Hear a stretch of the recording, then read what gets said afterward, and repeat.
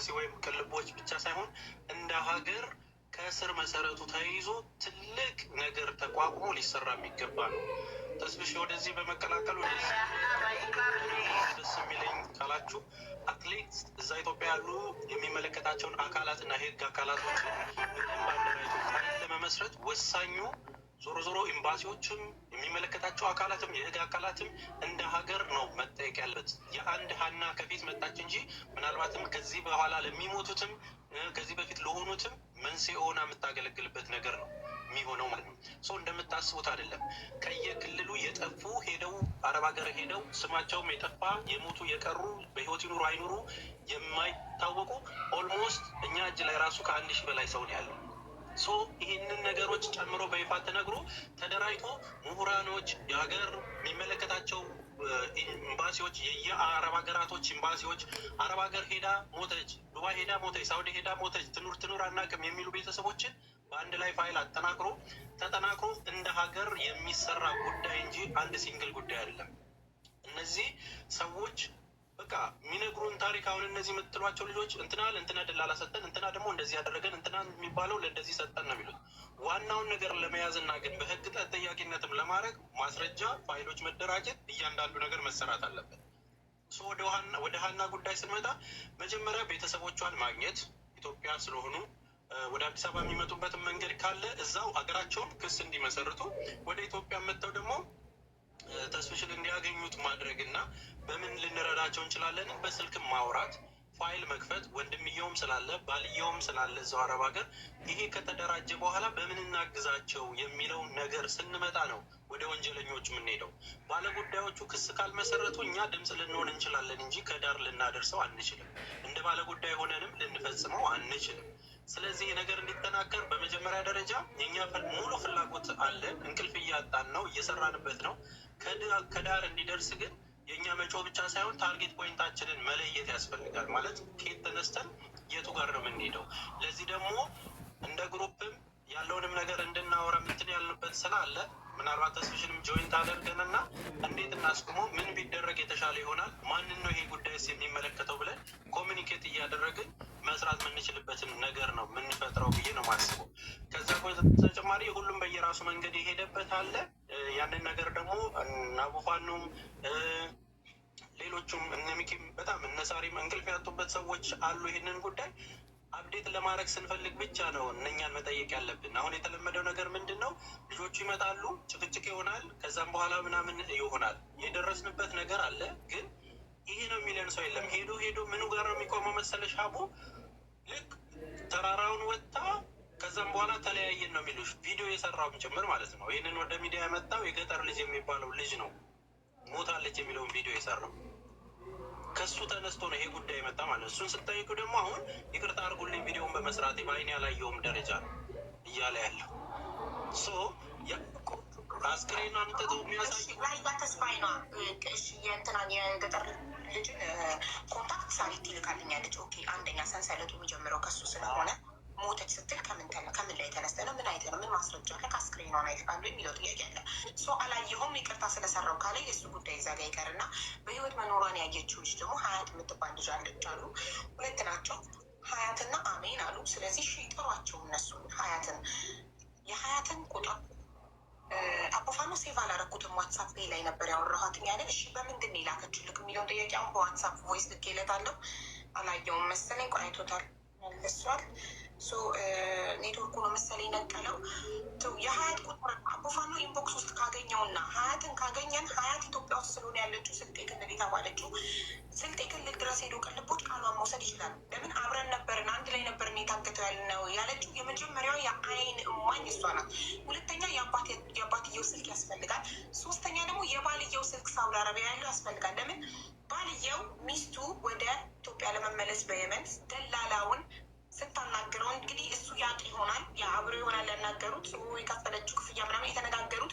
የደላላው ማስረጃ ካለው የደላላው ማስረጃ ከተገኘ እዛ ሪያድ ኤምባሲ ደላላው እዛ ነዋሪ ከሆነ እዛው እንዲጠየቅ ማድረግ ይቻላል በህግ ማስረጃ ከተገኘ። የገባች ኢትዮጵያ ደግሞ እናትና አባቷ ተስፋ አድርገው እንዳለው የቤተሰቦቿ አላሸክም ቤተሰቦቿ ክስ እንዲመሰርቱ ማድረግ ይቻላል።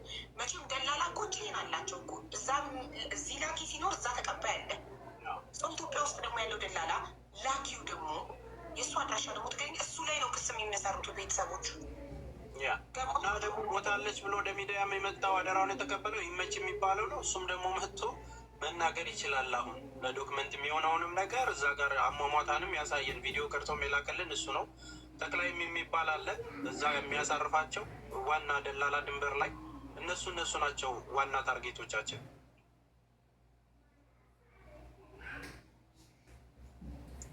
ዋና አውራዎቹን ስትጠይቄ ጫፉን ታገኘዋለች። ለዚህ አሁን ለተነሳው ለሀና ጉዳይ የገጠር ልጅ መረጃውን አምጥቷል። እሱን እንፈልገዋለን። የላኩ አሉ እንዳልሽው ቤተሰብ አለ። እነዚህ ናቸው በቃ 6-7ቶቹ ናቸው የሚመለከታቸው።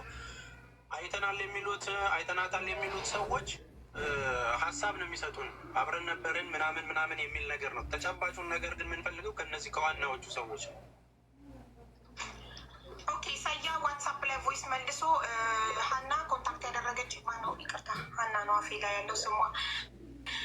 ሀያት ራሷ ናት በዋትሳፕ ማለት ባዮ ላይ ስለሚያስቀምጥ ያው ነጋዴ ስለሆነ ባዮ ላይ ስላለ ቁጥሩ በዋትሳፕ ነው ኮንታክት ያደረገችው። ሴቭ ስላላደረገው የሀያት ቁጥር የለውም አቦፋል ነው እና የአባትየውን እና አሁን ደግሞ ስራ አለብኝ ብሏል። ስራ ስላለበት መምጣት አይችልም። ሱቁን እያስተካከለ ነው። የአባትየውን ስልክ ቁጥር ላክልኝ ብያለሁ። የሀናን አባት ስልክ ቁጥር ስልክልኝ ለቅልቦች ልክለትና ቅልቦች ደውሎ የሀናን አባት ያናግርና ኢትዮጵያ ውስጥ ተስፍሻ አረጊው እንዳለን ኢትዮጵያ ውስጥ ክስ የሚመሰርቱ ቤተሰቦቿ ማድረግ ነው። እነሱ ክስ ሲመሰርቱ ነው የእኛ ድምፅ ቢሰማው ድምፅ መሆን የምንችለው። ለምን ቤተሰብ ነው ክስ መመስረት የምንችለው። አብሮ የሄደም ልጅ አለ አቡዬ። ሌላ በተጨማሪ ኢትዮጵያ የገቡ ወደ 4 ልጆች አሉ። እነሱም ስልክ አቦፋኖ ጋር አለ። ይስጡና እንዴት ነው ጉዞን የሚለውን እዛው ተይዘው ሊጠየቁ የሚችሉበትን ነገርም ማግኘት ይቻላል።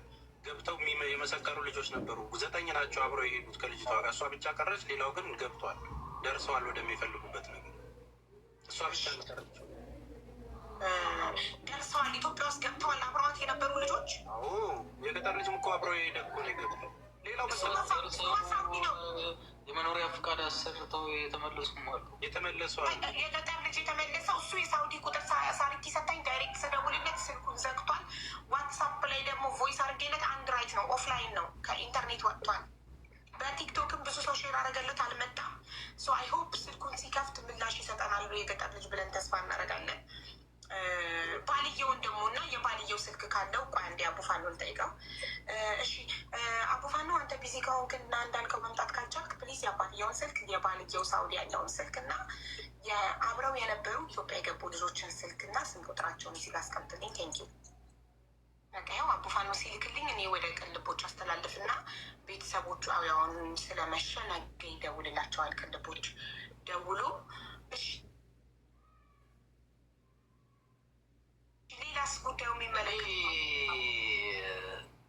የተረሳ ያልተጠየቀ የመሰለኝ ከተደፈረች በኋላ ስልክ ይዛ እያለቀሰች አይነት ነገር ስልክ ስታወራ ነበር የተባለው ነገር ወደ ማን የተደወለው? ወደ ባለቤቷ፣ ወደ እህቶቿ፣ ጓደኞቿ? እነዛ ሰዎች ለምንድን ነው ቢያንስ ላይ መጥተው በዛ ሰዓት ደውላ ምን አለቻቸው?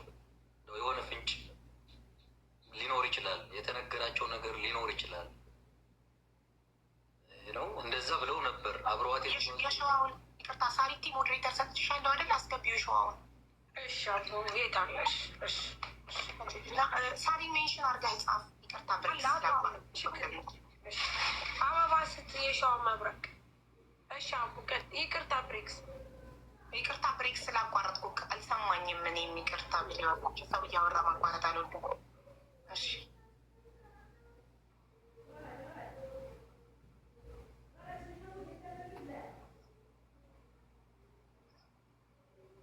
ምን ለማለት ፈልጌ ነው ሀቢባ፣ ይሄ ነገር አሁን በዚህ አቡ ኦርዲኔተር የለኝም ቅልቦችም መጥቶ እዚህ ላይ ተቀጥመጡ ከተጀመረ እንዲሁ እንትን መሆን የለበትም ባይነኝ።